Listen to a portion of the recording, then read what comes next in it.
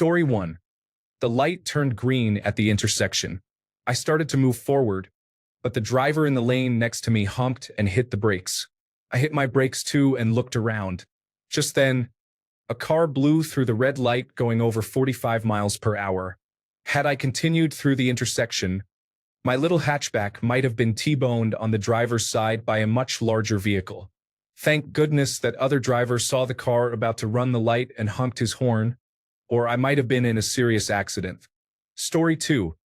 I was 16 in Bermuda, riding my moped into town when I came upon a bus stopped at a red light.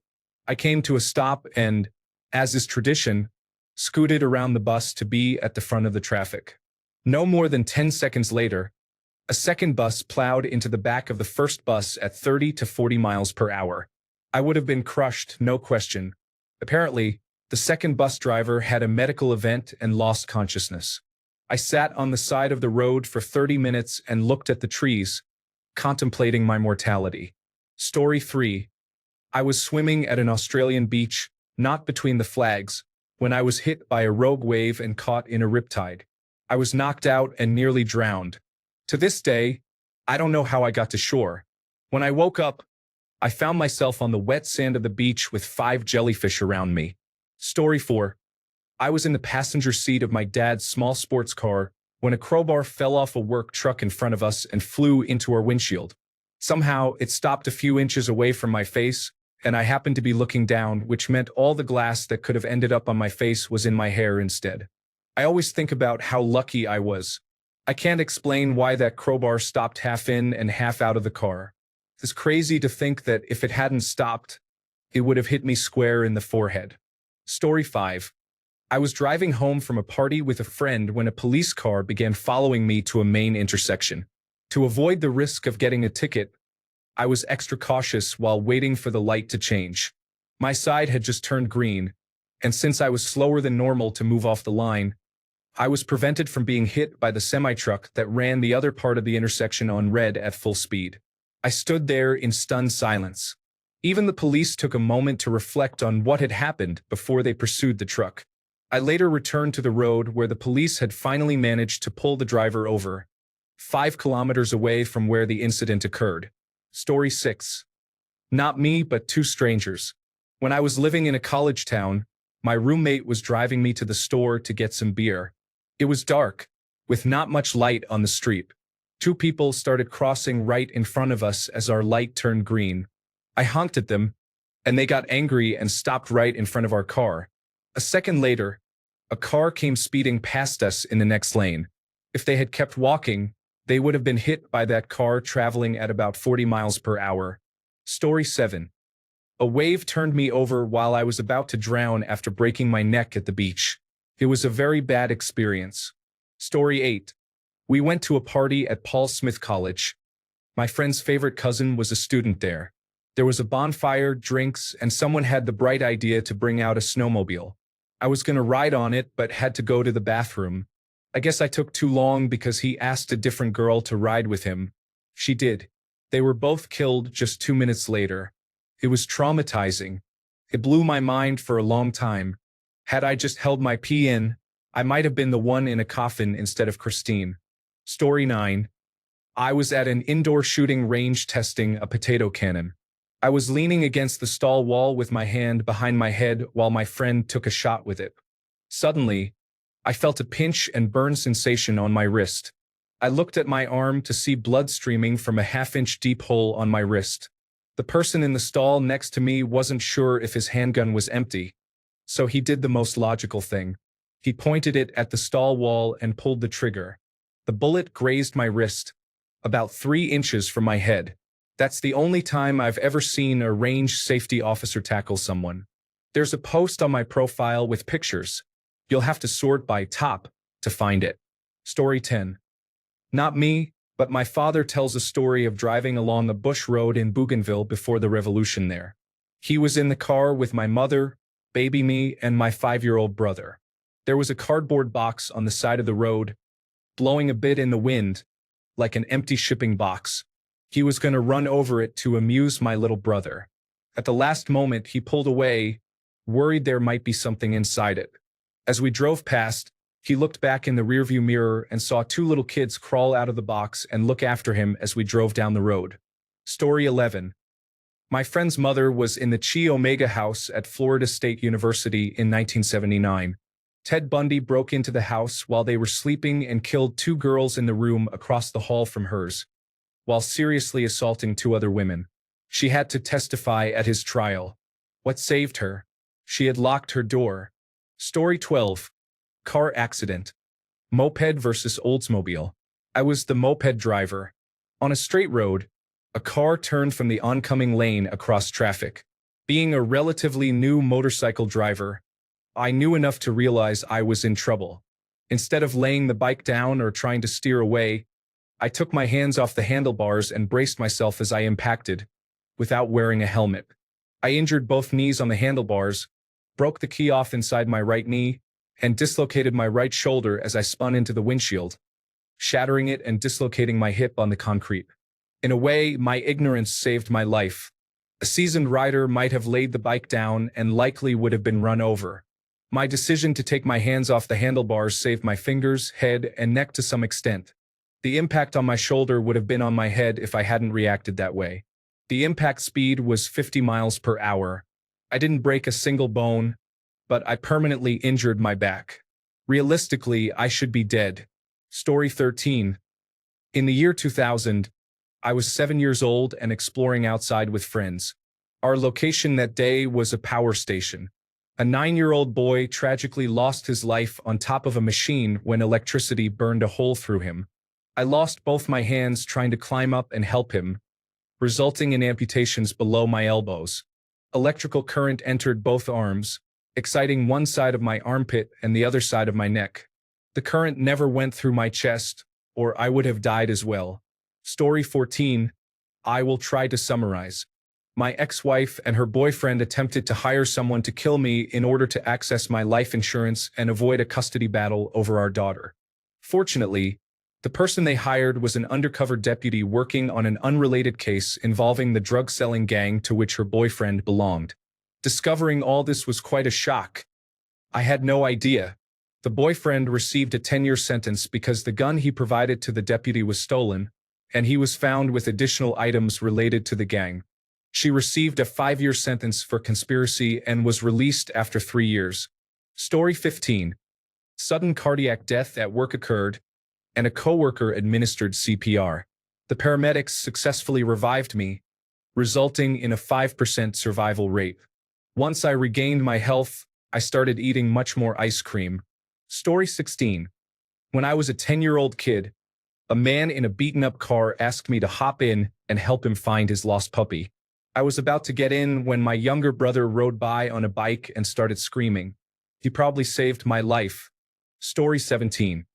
A streetlight collapsed on my neck and onto the face of the girl in front of me during a 5th-grade field trip. I was surprisingly fine, while the girl in front of me had to be airlifted to a hospital. Fortunately, she made a full recovery. Story 18. While whitewater rafting, my raft was going through rapids when I was ejected from it and sent underwater. I swam up and hit my helmet on a rock. It was dark and murky. That's when I realized I had been pushed by the current, either underneath a rock outcrop or into an underwater cave. I'm not really sure which. Trying my best not to panic, I did the only thing I could think of. I gripped the rock and pushed against the current while kicking. After what felt like an eternity underwater, though it was probably only 2 or 3 minutes, I noticed the light getting brighter, and before I knew it, I had reached the surface. Once I was at the surface, the current of the rapids shot me downstream, and I floated to the nearest bank of the river to collect myself. It has been pointed out that it is unlikely I was underwater for that length of time. I agree that my memory during such a stressful event is probably unreliable, so I will add that the time I was underwater was long enough for the rest of my group to become concerned about my well-being. I would like to say that I don't think I possess any significant ability to hold my breath. I was a fairly fit teenager at the time, but honestly, I think most of you reading this under those circumstances would be able to hold your breath for much longer than you thought. Survival instincts are powerful. Story 19. The person who set fire to my house used lighter fluid on a wet mattress found behind the house. It was because he used the wet mattress that the fire spread slowly enough for us to wake up, see the smoke, and call for help.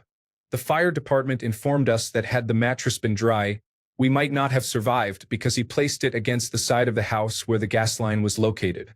We would not just have been burned to death. It would have been catastrophic. I suppose I am grateful for the recklessness of those who misuse drugs. Story 20. I was admitted to the emergency room after my potassium levels were tested and found to be low. They administered an intravenous therapy and provided a couple of pills, keeping me in the hospital for a few days until my levels returned to normal, and they were confident that the medication I was taking was not significantly lowering them. The next day, when the doctor checked on me, he mentioned that he had never encountered anyone with such low potassium in their blood work who was still alive. Story 21. I live in the Netherlands, so it is common to go to school or work on a bicycle. About 15 years ago, I was going to school and standing at a red light. When it turned green, I unexpectedly did not start riding as I usually would. Out of nowhere, a car sped by right in my path where I would have been. I never heard or saw it coming, but the collision would have been severe. Story 22. When I was young, my first car was a junker. The driver's seat was held up by a 2x4 wedged against the back seat. If you took it out, the seat would fall flat below the window line of the car. I was working nights and fell asleep behind the wheel, waking up to the roof of my car about 2 inches from my nose. The firefighters were betting on how many pieces my body would be in. I politely told them to be careful because I was still alive. I walked away with a few cuts from the glass. My car had flipped sideways on a country highway by a bridge ravine and had gotten wedged between 2 trees. Fortunately, the way it was wedged allowed all the gas to drain out of the tank, so I didn't go up in flames. Story 23. I left the gas on when I was little while making eggs. My stepfather came back early one day from work, which he never did. I could have either blown up or died from poisoning. Story 24. 3 instances come to mind for me. First, a drunk driver traveling over 100 miles per hour hit my vehicle while coming down the wrong side of the highway that late evening. I swerved and woke up on the floor of my truck. Second, while working in a restaurant, I grabbed 2 glasses directly out of the dishwasher for a table. One glass sheared at the base, fell, and hit my wrist. After 3 tourniquets at different spots on my arm, they were able to stop the bleeding. I was wearing a watch with a metal band, which prevented the glass from causing further injury. Third, I found out I had Hodgkin's lymphoma. The doctor said that another 2 to 3 months without treatment, and I would have been dead. I finished chemotherapy last month and am now in remission. Does anyone know a good gift for their guardian angel? Mine has been working overtime. Story 25. Driving home in the dead of night. With a new moon and no clouds, it was very dark in rural Minnesota. The car in front of me was going 40 in a 55-mile-per-hour zone. As I approached a straightaway, I decided to pass. Just as I moved into the other lane, I suddenly saw an entirely black horse with a black Amish buggy behind it. There were no lights or reflectors of any kind. Luckily, I managed to swerve out of the way and avoid an accident, but for a moment, I thought I was going to hit them. Story 26. A tree fell on me. I was just 2 steps away from being crushed by the trunk. The paramedics made sure to tell me that while I was sitting there with a flap of skin hanging from my scalp. Thanks for pointing out that I almost died while I was already in shock. Story 27. We were caught in a flood during a severe storm that knocked out the cable in our neighborhood. A man who went outside for a smoke heard my friend calling for help and saved us by throwing us a rope. We were stranded in the flood for 2 hours, calling for assistance, but the heavy rain and thunder made it nearly impossible to hear us. If the cable hadn't gone out, we might not have survived. Story 28. Driving at night on a dark, small back road with trees on both sides, I had 3 ladies with me.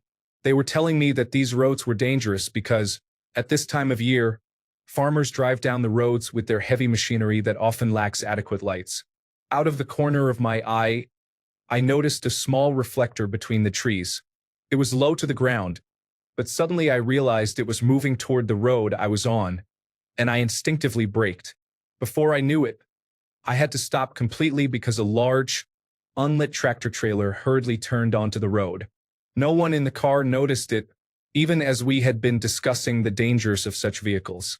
If I had continued driving, I would have collided with it without realizing what was happening. This experience reminds me of my colleagues in Africa, who advise me to stop worrying about the trucks I can see approaching and start being concerned about the ones I cannot see. Story 29. On the second day in Iraq, a mortar landed about 100 feet from me. Being closer would have been dangerous. On the last day in Iraq, a mortar landed 20 feet from a group of us. It was a dud. Story 30. A semi-truck took off the entire side of the car except for my seat. I'm in the passenger seat, and the semi-truck ripped the door off, yet I wasn't even jostled. Story 31.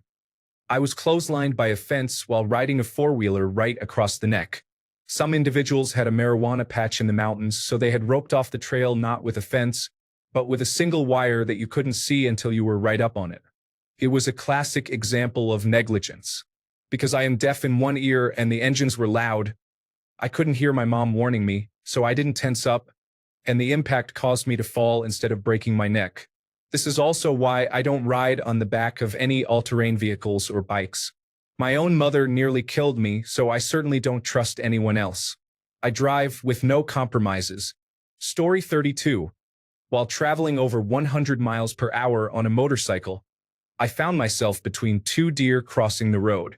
Fortunately, I didn't have time to react, or I surely would have hit the second one. Instead, I eased off the throttle to a stop and took a few minutes to breathe and reflect on how badly that situation could have gone. Story 33. One time, I went on a blind date with a guy, and everything went great. We wanted to go to his apartment, but suddenly my mother called me to say that my dad was in the hospital, so I left my date and rushed to the hospital. After that, I didn't hear from the guy, but a few weeks later, the police knocked on my door and asked me to go to the station because they had questions about my date. It turned out he had already assaulted 4 girls, and one of them died after they met. Story 34. I was driving on an interstate approaching an interchange when I saw several police cars racing the wrong way down the ramp. I was so focused on where they were going to go and how I could get out of their way that I didn't see the car fleeing from them barreling toward me in the left lane. Thankfully, I chose the right shoulder and didn't get into the left lane, or I would have been hit head-on. I watched in horror behind me as that car crashed into a semi-truck that tried moving to the left shoulder to avoid him. Had I been just a few seconds later or entered that lane to avoid the police, that would have been me. As if the crash itself wasn't bad enough, I was in a tiny early 90s Mazda MX-3, and I know I would have only been wearing a shoulder belt because that car had automatic seat belts, and I didn't use the lap belt back then. It would have been my last day for sure. I have no idea what pushed my wheel to the right side, but I'm lucky it did. Story 35. I did not inherit the genetic mutation that caused both of my siblings to experience a cardiac arrest at the age of 30. It was a 50% chance. Story 36. Walking through a Dutch town on New Year's Eve, I heard a loud bang and noticed a large metal traffic sign embedded in the wall, 15 centimeters from my head. Someone had blown it off a pole 25 meters away. While on holiday with a severe hangover, a friend and I decided to swim to the pizzeria on the other side of a 3-kilometer-wide lake. Halfway across, we were both completely exhausted and very cold, with large purple spots appearing on our bodies. Just when we started to believe we might not make it, a random tourist in a small fishing boat appeared and rescued us. At work, I fell 9 meters but landed in the only sand pile due to construction work, avoiding a concrete floor. I skidded on a wet road while riding my bike and slid under a bus, coming out in the back without hitting anything. I should be dead. Story 37. My best moment was the morning I arrived at urgent care and then at the hospital, suffering from a burst pupil and a fever that should have been impossible to survive.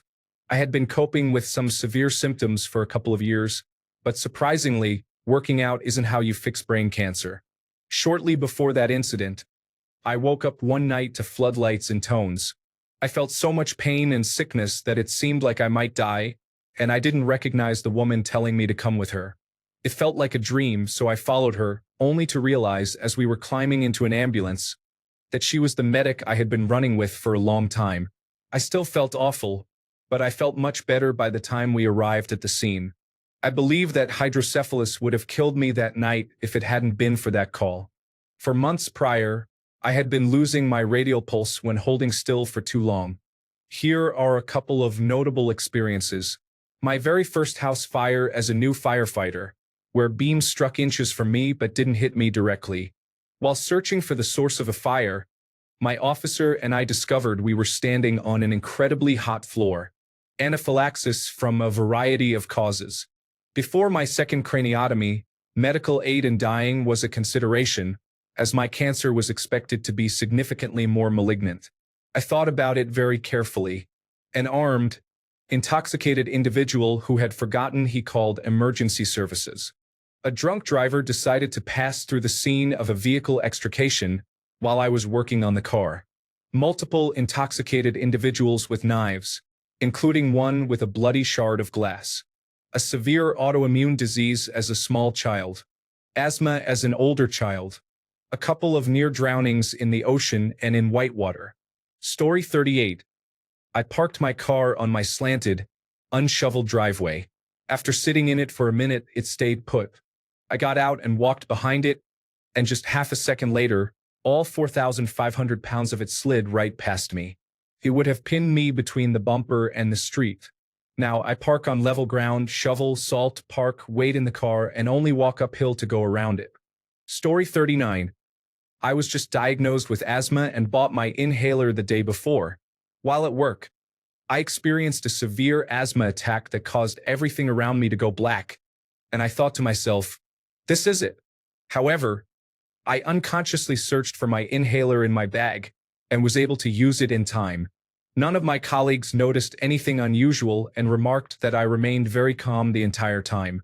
They were surprised to see me using an inhaler since they didn't know I had asthma. If I hadn't picked up my inhaler the day before, the outcome would have been different. I have not had an attack like that since. Story 40. Being born at 26 weeks, doctors gave me a 10% chance of survival, and somehow I beat the odds stacked against me. Story 41.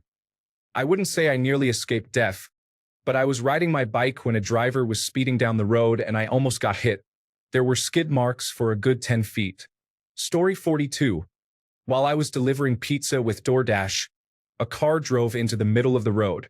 I honked at it as I was approaching, but it didn't move, so I swerved around it just in time to avoid crashing. Story 43. Not me, but my father. He was traveling on business when a coworker gave him a free upgrade to a full-size sedan instead of the usual subcompact his office would rent. He got into an accident on the 7-Mile Bridge in the Keys on the same day Princess Diana had her accident and died. If it had not been for the heavier car and upgrade, he would not have survived the accident, they said. Although the ball is in the other court, if he had been in the subcompact, would he have even been in the same place and time as when that accident occurred? Story 44. Believe it or not, a large stone flower pot fell just an inch behind me while I was walking in the ancient town of Split, Croatia. First, I heard the noise. Then, I saw my sister and my mom looking at me in shock. When I realized what had happened, I understood that if I had walked half a second slower, I could have died or suffered a severe brain injury that would have required surgery. I began to cry in that moment, unsure why. I suppose it was a delayed reaction, and tears were the outlet. Physically, I was completely fine, but thinking back on it has profoundly changed my outlook on life and death and how it can all be over suddenly due to nothing more than a freak accident. Story 45. I was in an airplane over the skies of New York during the September 11th attacks. Just not one of those planes. Story 46. This was years ago, but I still get shivers over it. I was in the army deployed to the Gulf. We had a short march of about 20 kilometers, but I had hurt my knee the previous day falling from a vehicle trying to pee on someone. Anyway, they needed someone to drive a truck full of water bottles to another unit, offload, and take all their trash. I volunteered just to get out of the road march. I made the drive and started the swapping process. I finished, and the other guy's truck was full of boxes of water while mine was filled with trash bags. I was completely full, but there was one bag left. He tried to fit it in, but there was just no room, so I told him he would have to keep that one. He tossed it in the back of his truck, and we started to leave. About 10 seconds after we pulled away, we heard and felt the explosion. We were fine, but the other truck was mangled. It turns out someone had picked up what we guess was a bomblet from a cluster bomb and put it in the trash. It was in that last bag. The other two guys in the truck were pretty shaken, but the water absorbed most of the blast. Had that last bag made it onto my truck, I wouldn't be here today. Story 47. I worked at my local mall while in college. I have always prided myself on never being late. I was going in early to visit my bank, which was at the main entrance. A series of ridiculous events began to unfold, and I found myself running late, which really frustrated me. Something that rarely, if ever, happened. I drove quickly and saw police cars flying past me. As I approached the mall, I noticed officers swarming the main entrance, where I was headed. A woman had entered the mall with a rifle and began shooting as she walked through the building. She killed 3 people and wounded 7, some critically. No doubt I would have been in the line of fire had I not been late.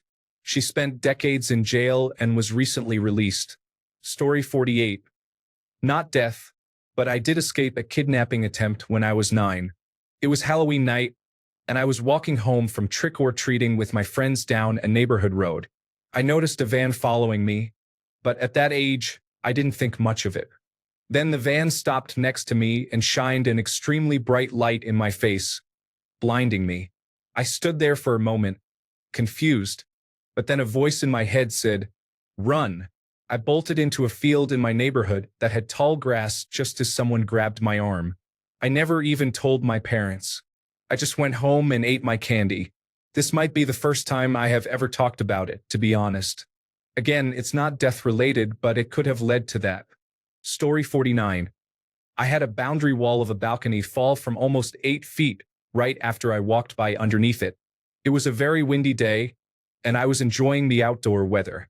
Because of the wind, a door suddenly slammed open in front of me, so I walked toward it to close it. As soon as I approached, the wall fell right where I had been standing. I could have been seriously injured or killed, just missing it by a couple of seconds. That incident gave me a new perspective on life. Cherish life, everyone, as you never know when your time will come. Story 50. I lived in the attic of an old Victorian house. I kept hearing noises in the walls until one night I woke up to a room full of bats. Needless to say, I didn't want to live in an apartment infested with bats, so some friends of mine offered me their extra room. I moved quickly because of the bats. Anyway, 2 days later, the entire old Victorian house went up in flames and burned to the ground. I thought, phew, I got out of there just in time. But that wasn't the end of it. A few days later, some detectives showed up on campus where I had class and asked to speak with me. They started asking about whether I knew a man who lived in the basement of the old house. I explained that I may have said hi in passing a few times, but that was it. Turns out that the man was obsessed with me. He moved into the basement because I lived there, and he freaked out and set the fire when I left because he didn't know where I went. I had no idea. They found a bunch of pictures of me and all kinds of creepy things among his belongings. Luckily, no one was hurt in the fire, and he went to prison for arson, which carries a stiffer penalty than stalking. I love bats now. Bats are my friends. Thank you, bats. Story 51. I smelled gas in my house after returning home from 3 days away. I rushed to the kitchen to check the gas stove and switched on the light, as was customary. The kitchen was very dark with no windows, and it was ingrained in me to switch on the light as I entered. I felt very lucky to realize the situation the moment I did. Story 52. I briefly dozed off while driving late at night. I woke up just before a sharp curve on the highway. If I hadn't woken up when I did, I would have driven straight through the curve and into the Missouri River. I've never been a religious person, but I sent a thank you towards the sky that night. Story 53. A tire popped on a major UK motorway, causing the car to flip onto its side and hit the railing, then slide to a halt in the lane of oncoming traffic. Fortunately, it wasn't rush hour, and the cars behind us all stopped. An hour or two later, it would have been much worse. We and the children walked away with bruises. Story 54.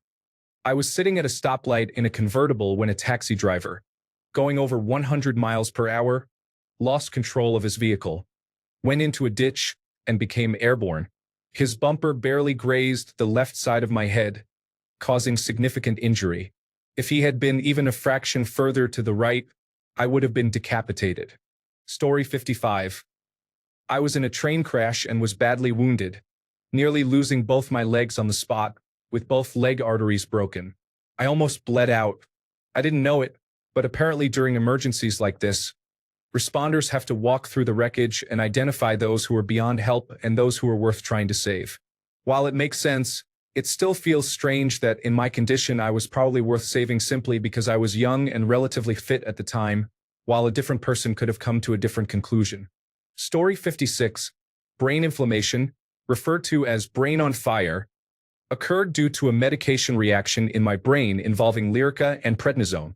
Being untreated for 10 months led to a week of 4 near-death experiences, multiple hospital misdiagnoses, and at least a 4-year recovery period. When I was finally diagnosed, the doctors gave my family no hope for recovery. Despite this, today I am healthier than ever. I offer this message: never give up, never stop believing. Story 57. I had a massive crash on my downhill bike. My neck twisted in ways no neck should twist, and I shattered my very expensive helmet. I ragdolled for a while and dislodged a massive rock in the process, all of which was caught on film. I should not have walked away with only a decent concussion. Story 58. Moose versus compact car. This was 5 days before Christmas, and the roads were icy. I was driving home on a highway at 50 miles per hour when a moose trotted out from the tree line. I slowed to 40 miles per hour, but the moose ran in front of my car. It slipped at the last second before my Honda Civic went over it. I emerged uninjured. The damage to my car was to the undercarriage and a puncture to the radiator. The moose did not survive. I installed deer whistles on my car after that incident. Story 59. The fact that 90% of these incidents involve vehicles is concerning and frightening. One of the most dangerous tasks we perform daily is driving. Story 60. One day, I was walking through the streets of my city when I decided to change my usual route to surprise my friend for her birthday. As I was on a side street with little traffic, I heard the sound of an explosion coming from behind a nearby building. Frightened, I turned around and saw a car that had just lost control due to engine failure, crashing right where I had been standing seconds before. Thanks to that sudden decision to change my path, I escaped death by pure luck. Story 61. Not sure if this counts, but I had just gotten a new car in my last year of college after my previous one had been totaled a month earlier by an impaired driver who collided with me. I had a little lip spoiler to put on the trunk that arrived the day before, but I didn't have time to install it. That day, I woke up early for church so I could put it on before I left. Everything was fine initially, but things changed when I got on the freeway flyover, essentially a large ramp that curves at the top and brings you back down. As I was climbing and approaching the curved part, I lost complete control of my car. I was swerving left and right, heading straight for the barricade. I wasn't speeding, but I was likely going fast enough to either be ejected from my seat or sustain serious injuries. I did everything I could. I slammed on the brakes, tried to countersteer, and even reached for the handbrake that I couldn't locate. Ultimately, I managed to correct the steering and came to a stop just before hitting the barrier. I evened out and rode the flyover down to where it leveled off, then pulled over to the side to collect myself as I was shaking and hyperventilating. To this day, I remember the car right behind me passing by and the expression on the lady's face in the passenger seat after everything that had just happened. In summary, let your engine control unit adjust to any modifications you make to your car, even if it's just a small lip spoiler. Story 62. I was on a 1,000-mile cycle ride for charity and managed to cover about 900 miles. While riding through a small village in Scotland, a lorry overtook me, and there was a hanging cable across the road that caught the top of the lorry's cab.